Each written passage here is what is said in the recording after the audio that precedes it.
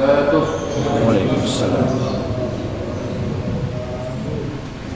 Bismillahirrahmanirrahim. Alhamdulillahi rabbil alamin. Allahumma salli wa sallim ala nabiyyina Muhammadin wa ala alihi wa ashabihi ajma'in, amma ba'd.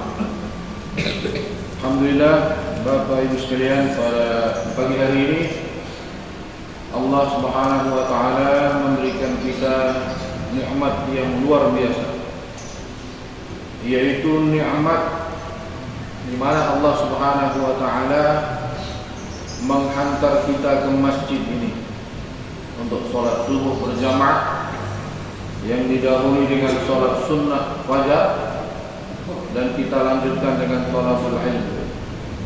Ini satu nikmat yang dikatakan oleh Rasulullah, raka'atul fajri khairum minad dunya wa ma fiha. 2 rakaat salat fajar lebih baik daripada dunia dan seisinya. Jadi keberadaan kita di masjid ini, pagi-pagi kita berangkat, kita hadir untuk sholat, kalau dinilai itu lebih besar nilainya daripada dunia dan seisinya. Hanya saja nilai ini kita yakini secara iman. Al-iman bil ghaib, iman dengan yang ghaib, bahwa ada pahala, ada dosa.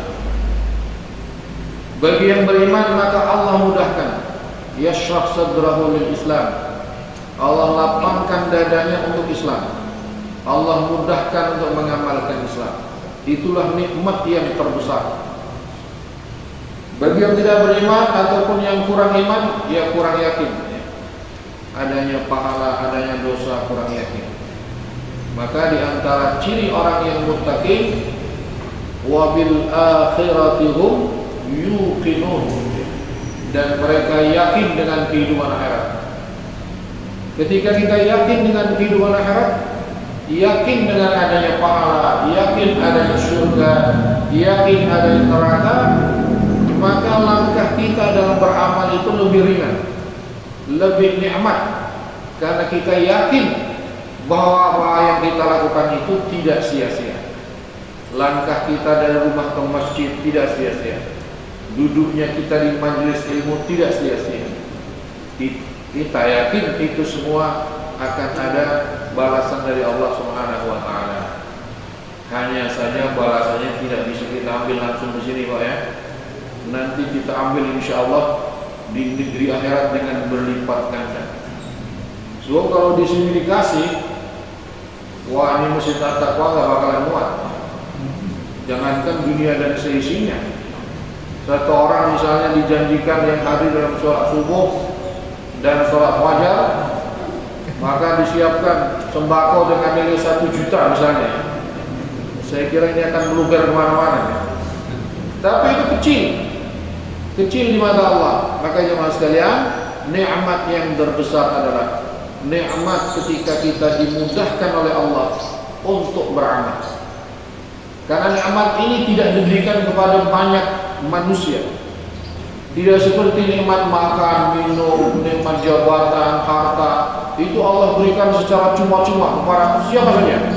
Yang Islam, yang kafir, yang sholat, yang enggak sholat, Allah kasih dengan cuma-cuma, dengan gratis. Allah sebar begitu saja tanpa pilih-pilih. Maka kita lihat, orang Islam ada yang kaya, orang kafir juga banyak yang lebih kaya lagi. Tetapi nikmat iman, nikmat beramal, nikmat beribadah tidak semua orang diberi. Maka inilah yang harus utama kita syukuri, nikmat iman yang ada dalam dada kita. Jamaah sekalian, pagi hari ini saya sedikit akan membahas satu tema yang mungkin sudah sering kita dengar, ya. Dan tema ini juga salah satu tema yang kebetulan kemarin saya bawakan dalam khutbah Idul Fitri, ya. Karena masih berkaitan, masih di bulan Syawal, ya. Jadi barangkali mudah-mudahan ada manfaatnya. Karena di antara karakter Al-Quran itu adalah at-takrir, yaitu mengulang-ulang. Kalau kita baca Quran, Pak, ya, itu ada banyak yang diulang. Misalnya cerita tentang Nabi Musa dan Fir'aun, itu diulang-ulang di berbagai ayat dan surat, di berbagai surat dan ayat. Kenapa diulang-ulang? Agar ada takdir, ada kesan dalam hati kita. Misalnya tentang waqimus shalah wa atuz zakat, dirikanlah sholat, bayarkan zakat, itu diulang-ulang agar ada kesan perintah itu. Diulang-ulang saja itu kadang-kadang nggak berkesan. Buktinya masih banyak yang belum zakat. Padahal diulang-ulang, apalagi kalau nggak diulang-ulang. Jadi agama ini diantaranya mengulang-ulang. Kita juga sering ulang-ulang. Dalam suatu hari kita ulang baca Fatihah minimal 17 kali, 17 rakaat. Kita ulang-ulang baca tahiyat, kita ulang-ulang agar hati ini terkesan semakin dalam pemahaman kita kepada apa yang kita yakini.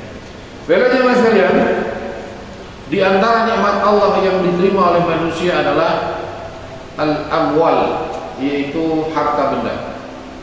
Nikmat ini kelihatannya merupakan nikmat yang seringkali dianggap nikmat yang sesungguhnya. Di antara manusia banyak yang meyakini bahwa harta itulah nikmat. Walaupun sebetulnya nikmat itu bukan hanya harta, banyak nikmat yang lain. Sehat itu salah satu nikmat yang luar biasa. Kalau hari ini kita ke rumah sakit, banyak orang yang banyak hartanya, kaya raya, tapi terbaring lunglai di atas dipan rumah sakit, bangsal rumah sakit, dengan begitu banyak selang di tubuhnya. Hartanya banyak, tetapi Allah cabut nikmat sehatnya. Nah jemaah sekalian, ini yang sering kita lupakan. Kadang-kadang dalam diri kita nikmat itu kalau ada tumpukan merah-merah, sekepok, 2 kepok, 3 kepok, ada tanah berhektar-hektar, ada rumah berbagai macam, itulah nikmat. Padahal sesungguhnya nikmat itu banyak sekali, bukan hanya itu. Nah tapi hari ini kita akan bahas nikmat yang sering kita jadikan standar, bahwa itulah nikmat yang paling banyak disukai, al-amwal, yaitu harta benda ya mas sekalian. Setiap nikmat yang kita miliki ya mas sekalian, apapun itu nikmatnya pasti akan dipertanyakan. Di surah akhir surah Al-Takatsur, ayat yang terakhir, apa bunyinya loh? Yang terakhir,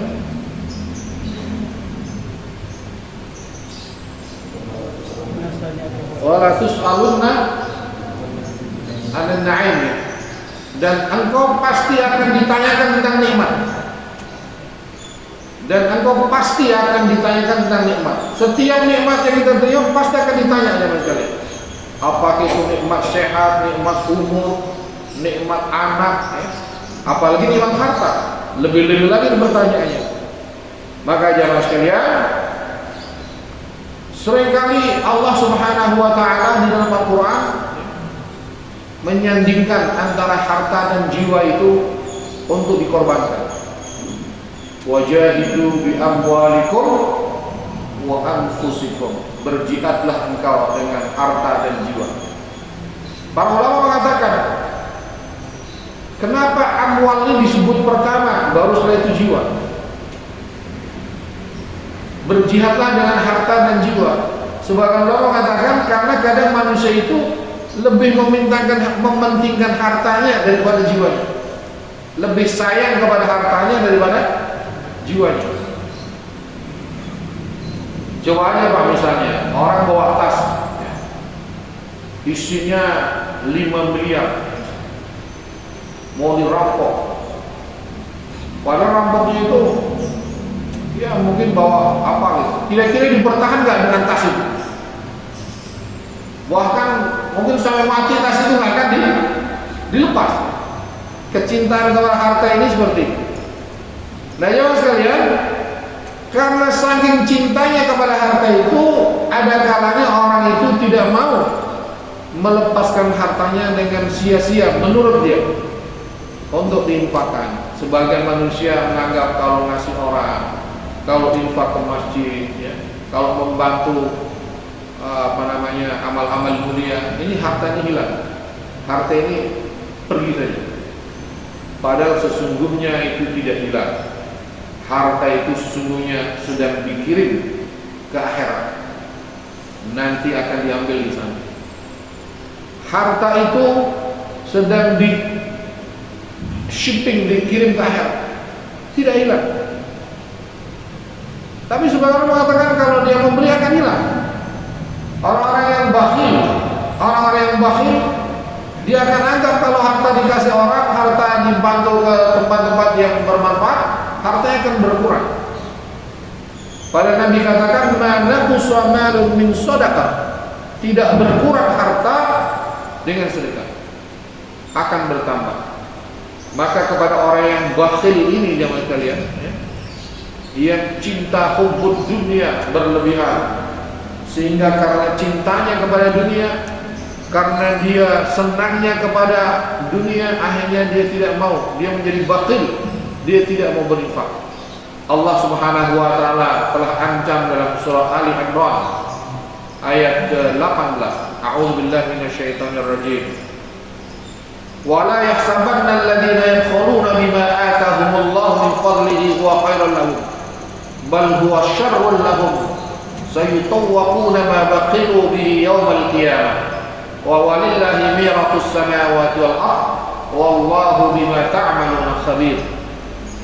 Kata Allah, janganlah mengira orang-orang yang bakhil, orang-orang yang pelit dengan apa yang telah Allah berikan kepadanya dari karunia-Nya, bahwa itu bagus bagi dia. Sesungguhnya itu buruk buat mereka. Sayutawwaquna ma bahulu bi yaumil qiyamah, akan dikalungkan, akan dipikulkan kepadanya apa yang dia bakhilkan itu di hari kiamat. Dan bagi Allah lah perbendaharaan langit dan bumi, dan Allah mengetahui dengan apa yang kau lakukan. Wah, ini jamaah sekalian, kata Allah, orang kalau bakhil, tidak mau infak, tidak mau sedekah, tidak mau zakat, karena dia ingin punya rumah yang bagus misalnya, ingin punya mobil yang bagus, maka yang membuat dia bakhil itu akan dipikulkan di hari kiamat. Wah, jamaah sekalian, jangankan mobil lah, motor aja. Motor yang paling gede motor apa ini? NMAX. Orang bakhil karena NMAX misalnya, nggak mau sedekah, nggak mau zakat, karena pengen beli NMAX, ya. Maka NMAX ini nanti di hari kiamat akan dipikulkan. Bayangkan memikul NMAX, betapa sengsaranya. Apalagi kalau mobil, apalagi kalau rumah. Na'udzubillah min dzalik. Di dunia seperti nikmat, ya, naik NMAX. Di dunia seperti nikmat, naik mobil. Tetapi kalau itu disebabkan itu dia lalu menjadi bakhil, dia tidak mau bersedekah, tidak mau berzakat, maka sayutawwaquna ma bakhil, akan dikalungkan, akan dipikulkan kepada dia apa yang membuat dia bakhil, apa yang dia bakhilkan itu. Hanya jamaah sekalian, sesungguhnya ketika orang bakhil, orang tidak mau berinfak, itu sesungguhnya dia mempersiapkan siksa buat dirinya sendiri. Kalau seandainya dia tahu bahwa yang membuat dia gagal itu akan dia pikul, mungkin dia akan lepas. Coba kita di dunia ini misalnya di dunia ini, bapak, kalau bapak tidak mau misalnya, ya, bayar sekian harga NMAX, misalnya bapak 30 juta misalnya, bapak pikul ini NMAX sampai Surabaya, kira-kira dia bangga 30 juta Pak? Pasti dia bayar, karena siksanya ketahuan di dunia ini. Siksa ini akan dirasakan oleh mereka yang bakhil karena itu, yang dia sayang-sayang harta karena dia ingin harta itu dipergunakan untuk memenuhi keinginan atau selera dunianya. Nah, ini jamaah sekalian, Ini satu ayat yang pertama. Bisa dilihat lagi nanti surah Ali Imran ayat 18. Jadi bacanya Ali Imran, bukan Al Imran, bukan ya? Bukan seperti Al-Baqarah, Al-Kahfi, bukan. Karena Al di sini artinya keluarganya Bapak Imran. Al-nya ini Al keluarga artinya. Seperti wa ala ali Muhammad misalnya. Kemudian mas sekalian, kenapa penting harta ini untuk dibersihkan dengan berinfak?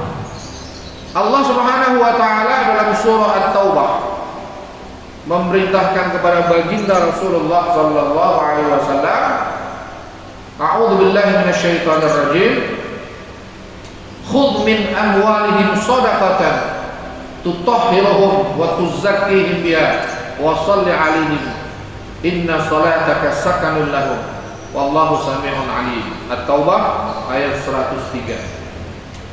Di ayat ini Allah katakan khudh itu artinya ambillah, fil amr. Maka para ulama mengatakan kata khudh ini, fil amr ini menunjukkan bahwa Rasulullah sebagai waktu itu sebagai pemimpin negeri pada waktu itu, ya, negeri Islam Madinah, pada waktu itu diperintahkan mengambil zakat. Artinya seperti kita kalau di Indonesia ini mungkin pajak, mau nggak mau maka negara berhak untuk mengambil. Ini khudh, ambillah min amwalim shadaqatan, dari harta mereka sedekah. Di sini dimaksud adalah zakat, tutahhiruhum wa tuzakki biha, yang akan mensucikan mereka. Jadi ya Mas sekalian, zakat ini adalah cara Allah Subhanahu wa taala membersihkan harta yang diberikan kepada hamba-hamba. Artinya kalau harta yang tidak dizakati itu harta yang masih kotor, yang masih bercampur dengan daki-daki kotoran.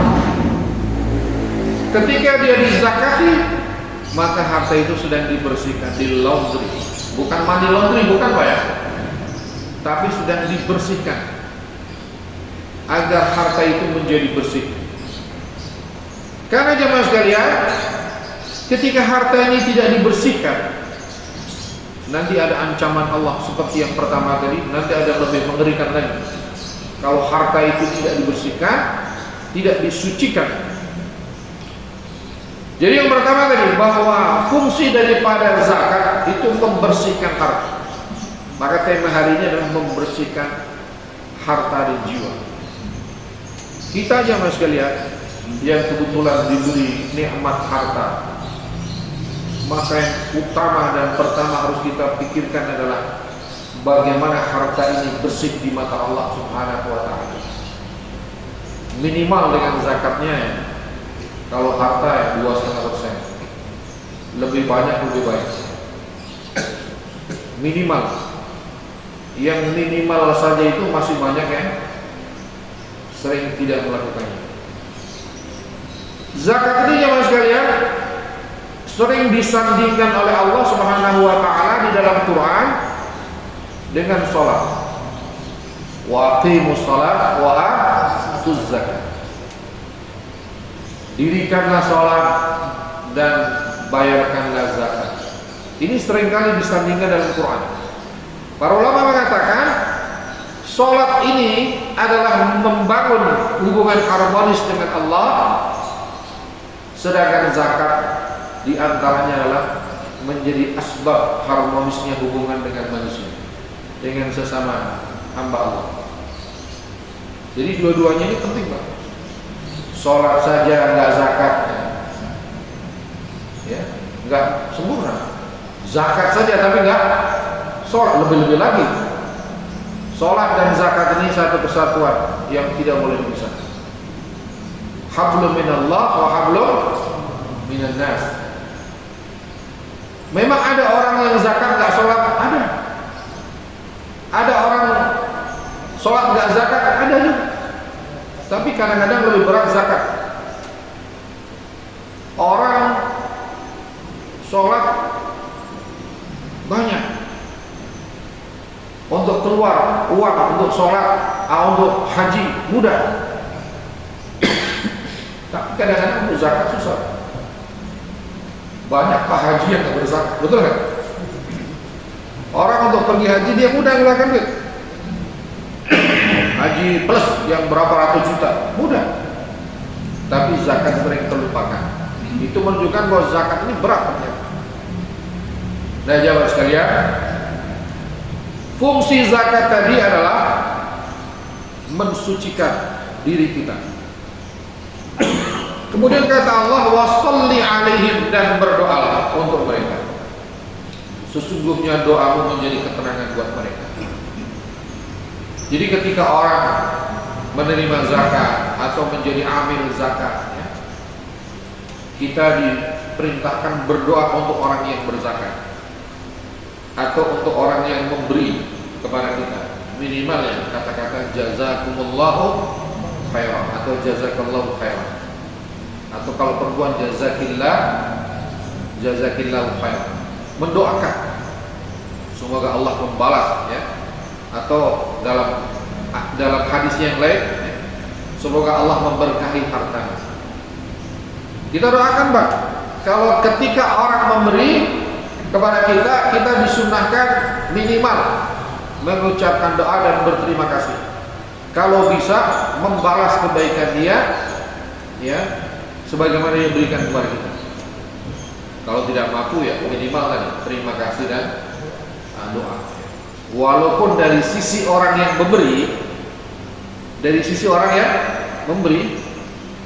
kata Allah dalam surah Al-Insan, surah Ad-Dahr, innama nut'imukum liwajhillahi la nuridu minkum jazaa'an wala syukura. Kata Allah, ciri-ciri orang abrar, ciri-ciri ahlul jannah adalah orang yang memberi. Dia bilang, aku beri engkau makanan karena Allah.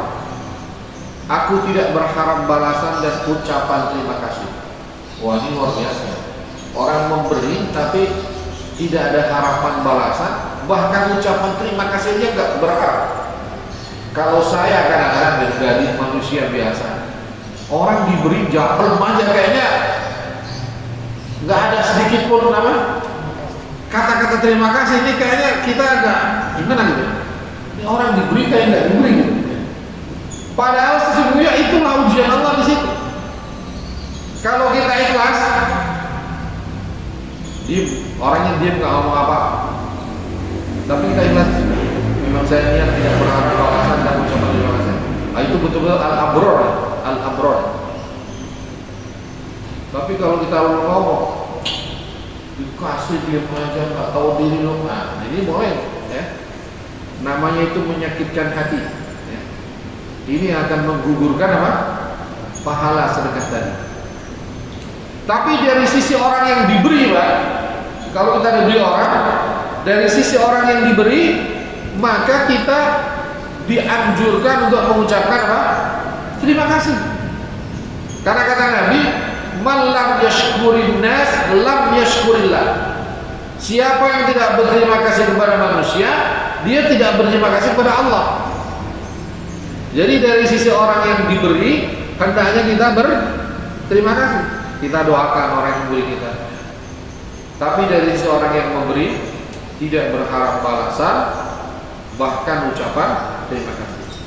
Jamaah kalian, bagaimana orang-orang yang tidak mau membersihkan hartanya, tidak mau membersihkan apa yang Allah karuniakan kepada dia? Ini ancaman luar biasa nih. Dalam masih surah ya berikutnya, masih surah Taubah, Allah katakan, a'udzu billahi minasyaitonir rajim.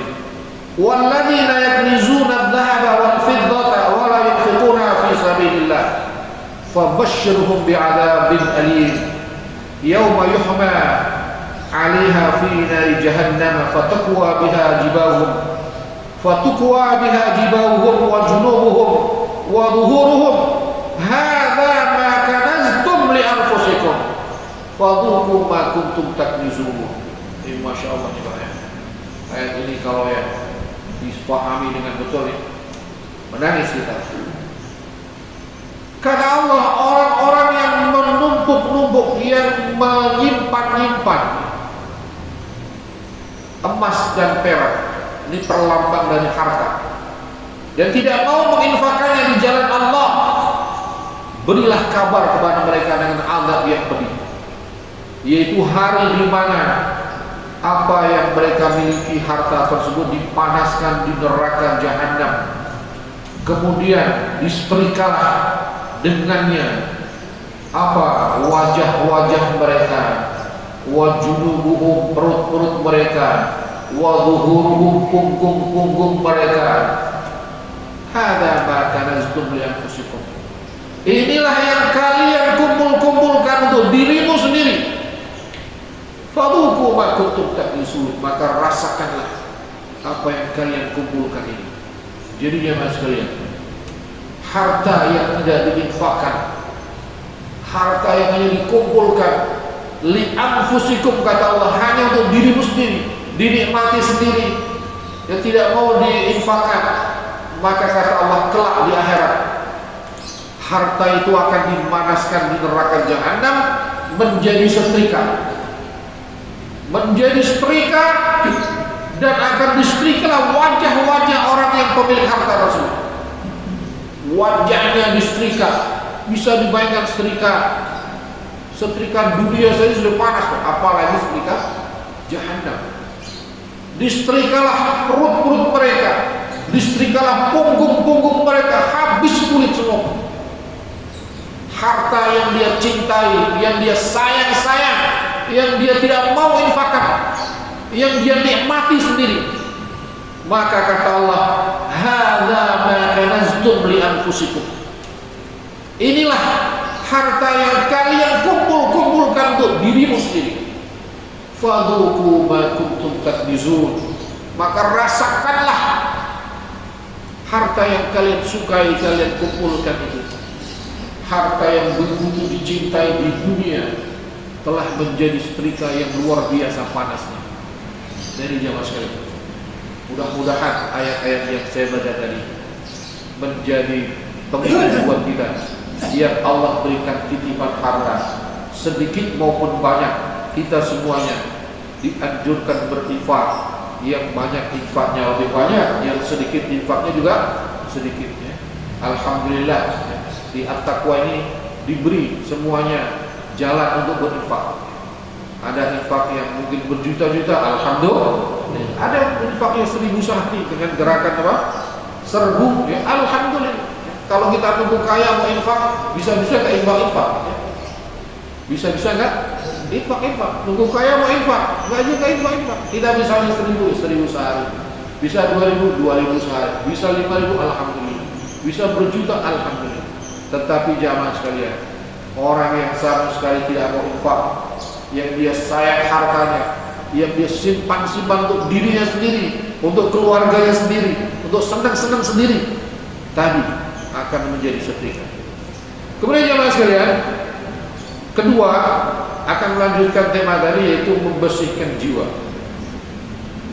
Jamaah sekalian, kalau kita sering di dalam ceramah-ceramah Ramadan, itu sering kita dengar hadis yang ma'ruf dan masyhur, yaitu man shama ramadhana imanan wa ihtisaban ghufira lahu ma taqaddama min dhanbi. Ya, hadis masyhur, siapa yang puasa Ramadan dengan ikhlas, maka dosa-dosanya akan diampunkan Allah. Nah, pertanyaannya jemaah sekalian, apakah semua dosa itu gugur dengan puasa Ramadan? Ternyata tidak. Tidak otomatis kalau habis puasa Ramadan saya sudah bebas dari dosa. Enggak. Ada dosa-dosa yang tidak gugur dengan puasa. Wah, ini yang harus kita perhatikan, Pak. Ada dosa-dosa yang tidak gugur dengan kita puasa. Jemaah sekalian, pada satu peristiwa baginda Rasulullah sallallahu alaihi wasallam bersabda,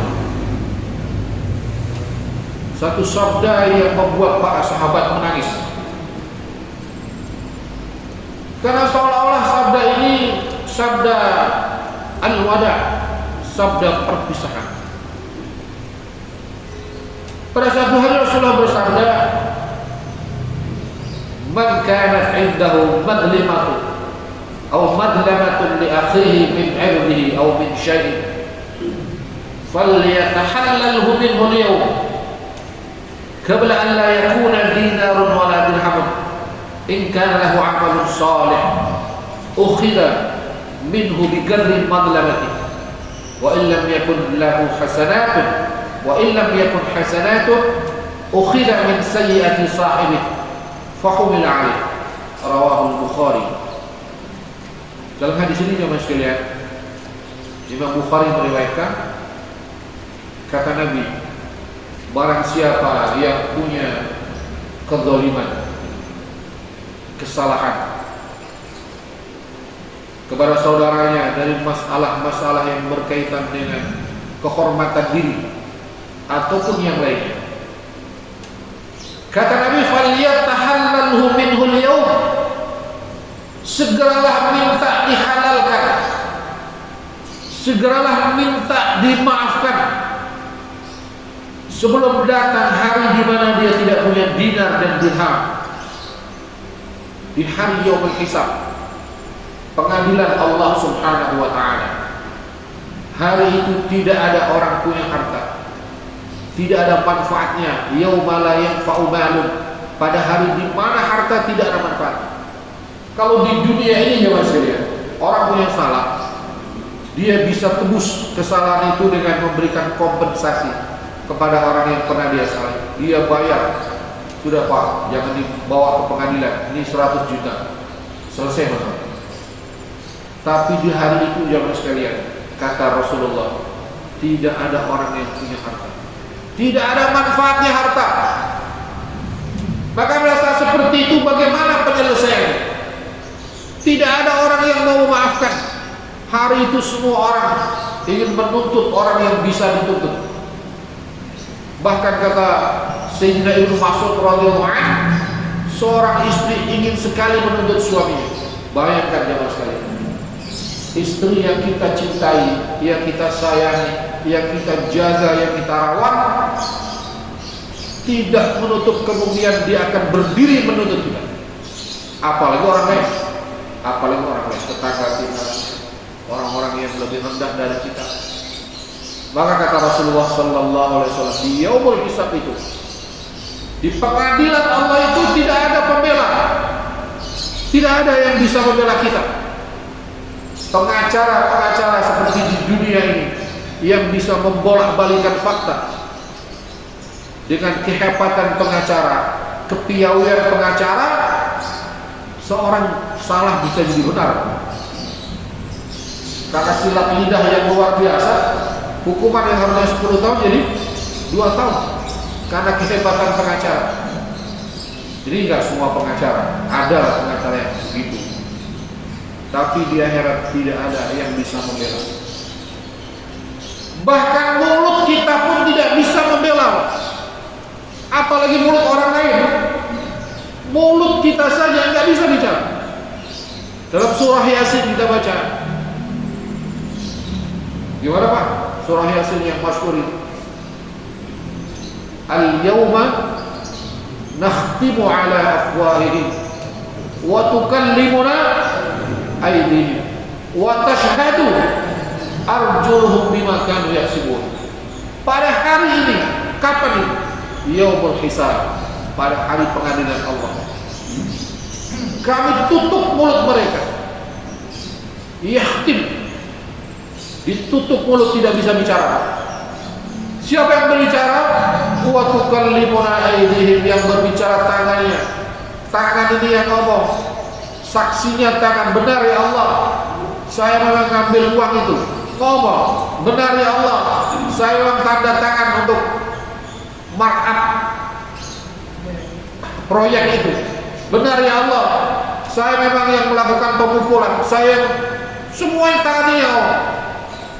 Wa tashhadu arjuluhum bima kanu yaksibun, dan bersaksilah kaki-kaki mereka atas apa yang mereka lakukan. Jadi mulut gak bisa membela diri. Kalau di dunia mulut bisa bersilat lidah, lidah tak bertulang, sehingga dia bisa kemana-mana ngomong. Tapi di akhirat lidah tidak bisa bicara. Dan pada hari itu jangan sekalian, di yaumul hisab, kata Allah dalam surah Yasin juga, kita sering baca, fal yawma la tudlamu nafsun syai'a wa la tujzauna illa ma kuntum ta'malun.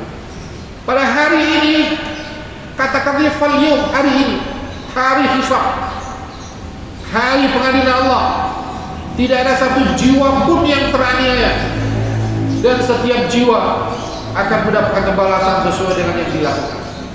Jadi kalau di dunia orang bisa teraniaya walaupun di pengadilan, namanya pengadilan, tapi tidak selalu apa? Adil. Tidak sedikit orang yang teraniaya di pengadilan. Tapi di akhirat tidak ada. Tidak ada satu jiwa pun yang teraniaya. Semua jiwa pasti mendapatkan keadilan. Bahkan Rasulullah saking ingin menceritakan keadilan itu, Rasulullah mengatakan kelak di akhirat domba yang punya apa namanya ini?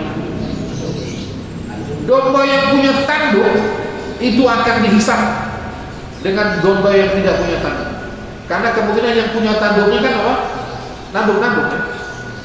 Gambarnya seperti itu. Menanduk saja ada hisapnya, Pak. Apalagi yang lain-lain. Maka jamaah sekalian, pada saat seperti itu tidak ada pengacara, tidak ada pembela, tidak ada yang mampu ya.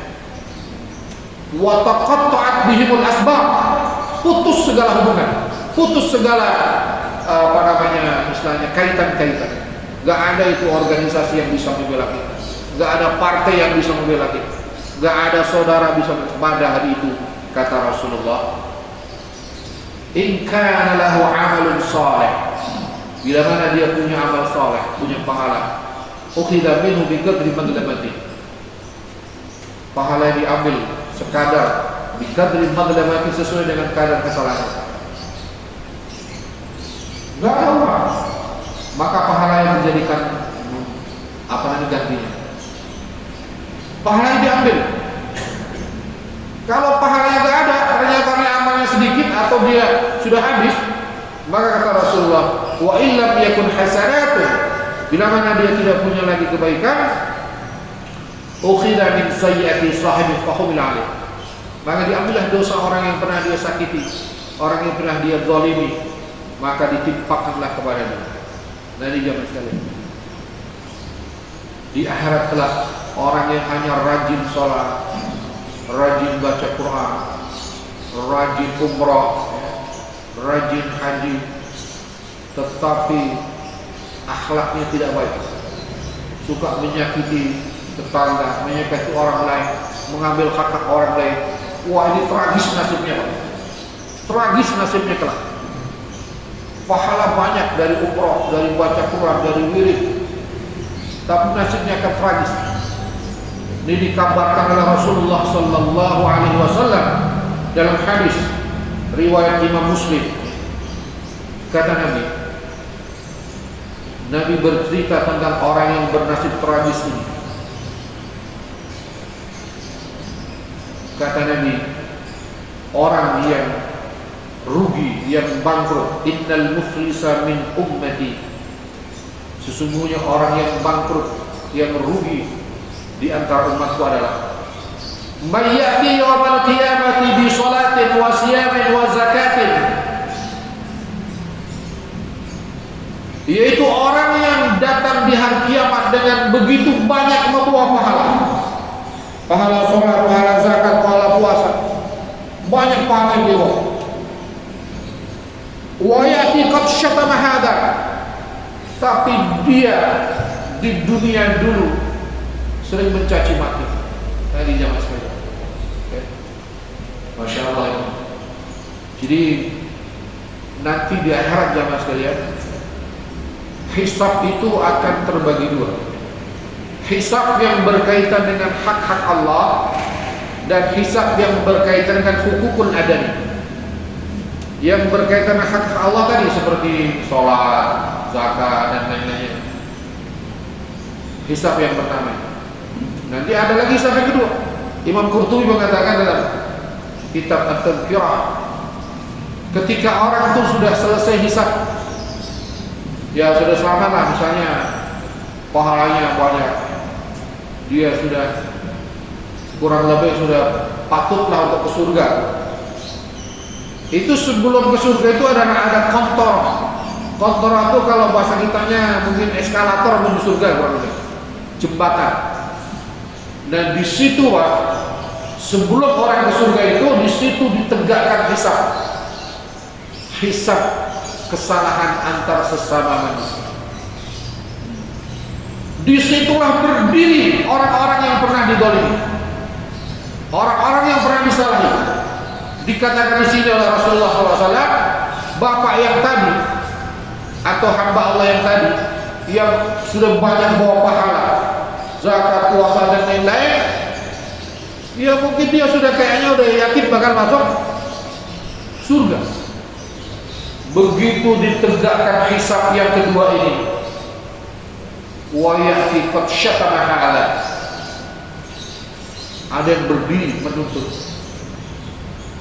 ya Allah, bapak ini dulu hidupnya pernah mencaci maki saya dan dia tidak pernah minta maaf sampai matinya. Maka hari ini aku mohon keadilan-Mu ya Allah. Orang kecil yang dia caci maki, yang dulu di dunia diam seru bahasa, tidak berani berkata-kata, tapi di hisab akhirat ini dia berdiri tegak menuntut orang yang pernah mencaci makinya.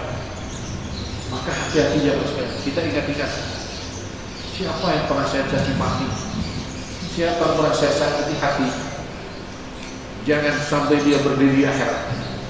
Kata Nabi, falyatahallalhu minhul yawm, minta maaf. Kemudian kata Rasulullah, wa qadhafa hadha, bapak tadi yang pahalanya banyak, dia dulu juga ada yang menuntut, orang ini ya Allah pernah menuduh saya berzina, pernah menuduh saya tuduhan yang bukan-bukan, saya tidak rela sampai mati dia tidak pernah minta maaf. Orang-orang yang menuntut jamaah sekalian, akhirnya pahala zakat, pahala puasa diambil sedikit-sedikit kasihkan kepada orang yang pernah dia sakiti, yang dia caci maki, yang dia tuduh dengan tuduhan-tuduhan tidak benar. Maka hati-hati jamaah sekalian. Orang bisa saja ketawa-ketawa di dunia ini, merasa menang dengan tuduhan-tuduhan, tapi jangan lupa di akhirat akan ada hisab, pengadilan akhirat. Tidak ada yang bisa membela. Di dunia boleh dia merasa bangga dengan berbagai macam tuduhan yang direkayasa, tapi di akhirat tidak ada rekayasa.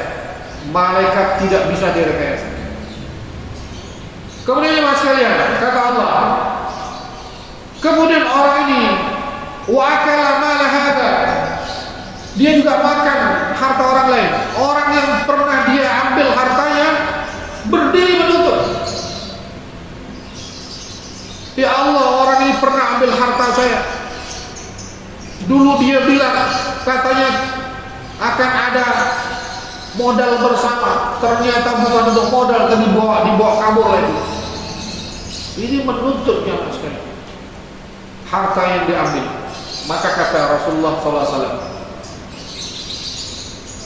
man adlama qadra shibrin minal ard tuwikahu yawmal qiyamati bisab'ati aradin.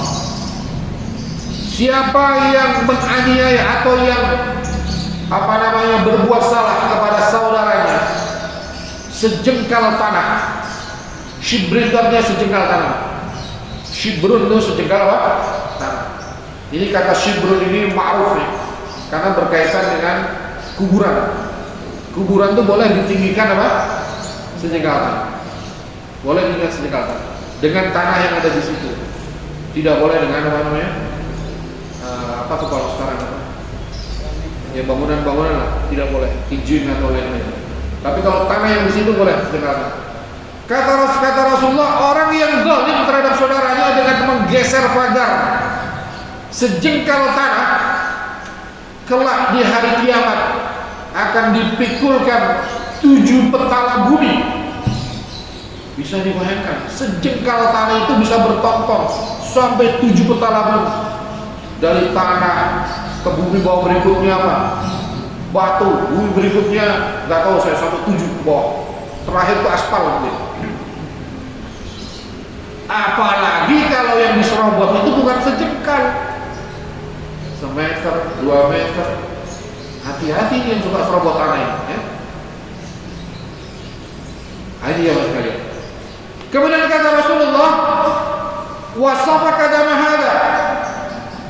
Orang ini juga dulu di dunia dia pernah mengalirkan darah seseorang yang dialirkan menuntut.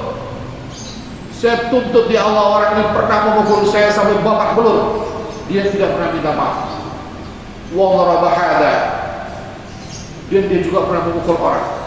Intinya jamaah sekalian, bapak yang tadi ahli sholat, ahli puasa, ahli zakat, mungkin ahli haji dan lain-lainnya, dia begitu banyak pahala, tetapi jamaah sekalian akhlaknya begitu buruk kepada seseorang manusia.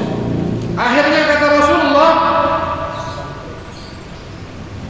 fayu'ta hada min hasanati.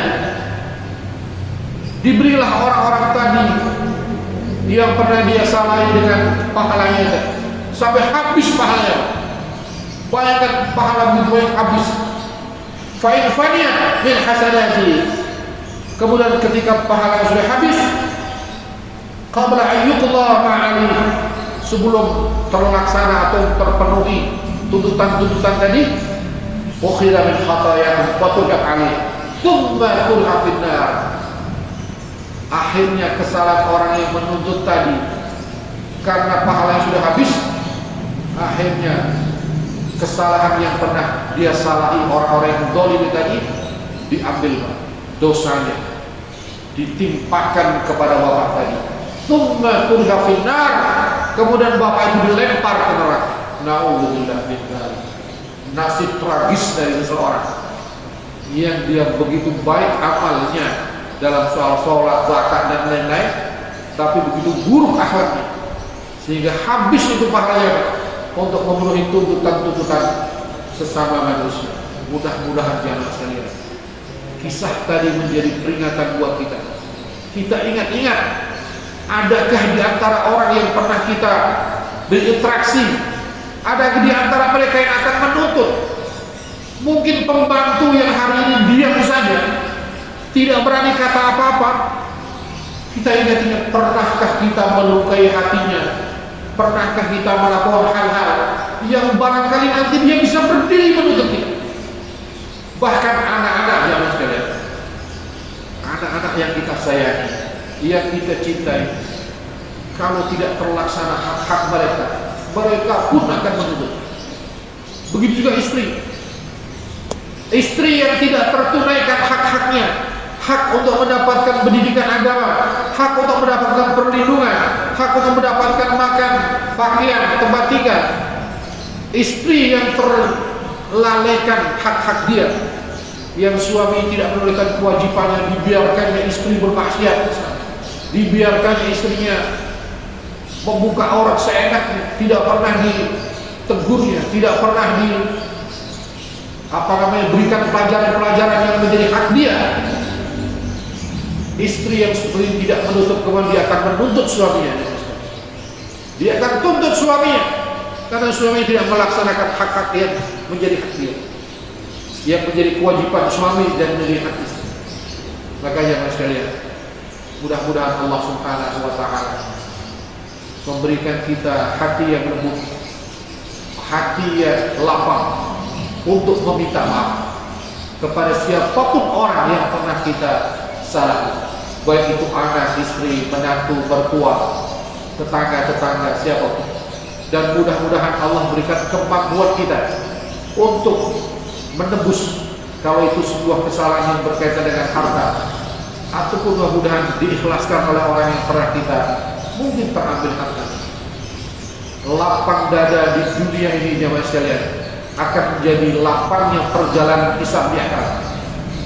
Berat hati di dunia ini untuk minta maaf, berat hati di dunia ini untuk minta dihalalkan, akan menjadi beratnya sisa di akhirat kelak. Tinggal kita mau ringan atau mau berat. Kalau kita ingin ringan, ringankan hati kita untuk minta maaf. Ringankan hati kita untuk mendatangi orang-orang yang pernah kita salahi, terutama orang yang sangat dekat dengan kita, istri kita, suami kita, ibu dan bapak kita. Kalau anak-anak itu ibu dan bapak, ya, yang utama sekali ibu dan bapak. Mungkin ada anak yang pernah membuat ibu bapaknya menangis. Mungkin ada anak yang pernah buat ibu bapaknya kesal. Mungkin ada anak orang yang pernah buat ibu bapaknya berpikir yang bukan-bukan tentang dia. Segeralah minta maaf, karena kesalahan kepada ibu dan bapak, hukukul walidain, ini kesalahan terbesar setelah isyrak billah, setelah menyekutukan Allah Subhanahu wa ta'ala. Jamaah sekalian, barangkali itu yang bisa sampaikan, mudah-mudahan bermanfaat buat kita semua. Saya pribadi jamaah sekalian, karena saya juga berinteraksi dengan jamaah sekalian. Dalam kesempatan yang baik ini saya meminta maaf.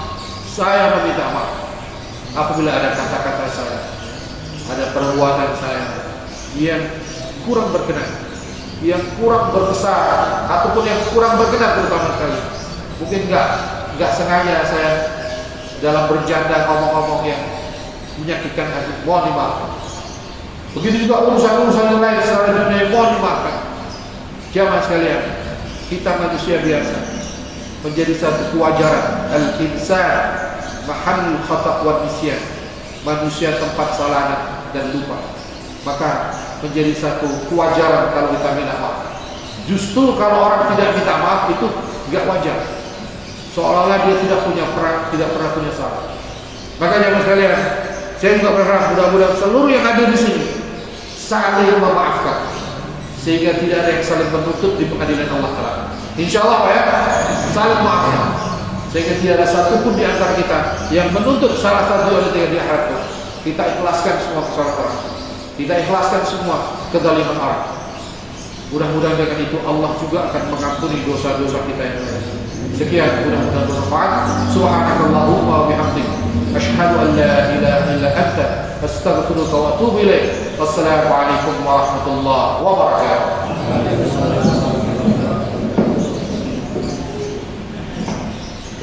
Jazakallah khairan.